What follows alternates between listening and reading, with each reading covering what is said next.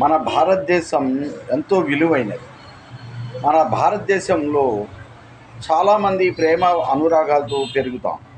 కానీ భారతదేశంలో మాట్లాడుకునే విధానాలు చూస్తుంటే చాలా అసహ్యం పుడుతుంది. కానీ భారతి గారి గురించి, మన విజయమ్మ గారి గురించి చాలా తక్కువ చేసి మాట్లాడతాం, అసభ్యంగా మాట్లాడతాం. చాలా బాధాకరం చూసే ప్రజలకి. మంచి పరిపాలన అందించి మన ఆరోగ్యశ్రీ అనేది అమల్లో పెట్టి ఇచ్చిన రాజశేఖర రెడ్డి గారి సతీమణిని మీరంతా ఈ రకంగా తోలనాడటం, మేమంతా అలా చేసేవాళ్ళ మీద శాపనార్థాలు పెడుతున్నాం. అసలు దేవుడు భయం అనేది ఉందా? ఇంత విలువలుగా చేసే పెద్ద మనుషుల మీద, ఇంత విలువగా చేసే నాయకుల మీద మీరంతా ఇంత ట్రోల్ చేస్తున్నారే, ఎంతవరకు కరెక్ట్ అది? అసలు మంచి చేసే నాయకులకి మీరంతా ఈ రకంగా విమర్శిస్తున్నారే, మీరు బిజినెస్లే ప్రధానమా? ఏ ప్రజలతో వచ్చే నాయకులు మీరు ప్రజలకు పనిచేయలేరా? ప్రజా మనసుల్ని గెలుచుకోలేరా? ఏంటది?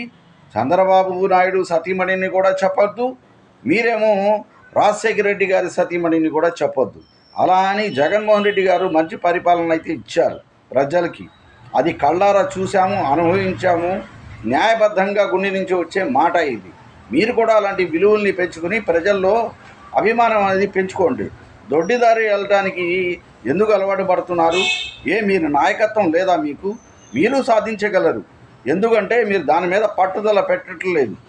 ఏమండి, సంపద సృష్టిస్తాం అది ఇది అని మాటలు చెప్పేవాళ్ళు 10 మంది ఉంటారు. మాటలు గారుడి కాదు కావాల్సింది, ప్రజలకు కావాల్సింది పరిపాలన విధానం. మీరేం చెప్పారు, ఏం చేస్తున్నారు?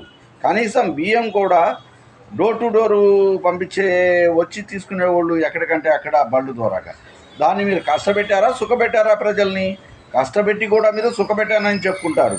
ఇదేనా మీ పరిపాలన? ఎందాక అండి తప్పులు చేస్తూ ఉంటారు, మా పరిపాలనలో చాలా హాయిగా బతుకుతున్నారంటారు.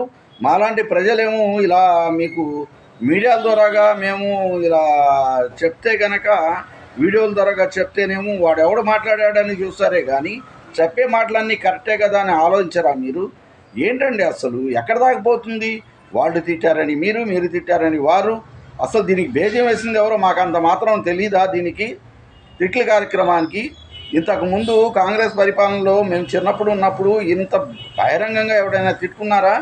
ఎవరు నాయకులు వచ్చిన తర్వాత, ఎవరైన తర్వాత నాయకులు ఈ రకంగా మారింది అంటే వచ్చే నాయకులు తప్పిదం వాళ్ళు అనుకోవాలా? మేము ఆనాటి నాయకులు మంచిగా అనుకోవాలా? ఏమైనా కానీ పరిపాలన అనేది ప్రజలకి అనుబంధంగా మంచిగా నడపండి. అంతేగాని మీ ఇష్టం వచ్చినట్టు నడిపిస్తే ప్రజలు మిమ్మల్ని చీకొడతారనే సంగతి గుర్తుపెట్టుకోవాలని ఈ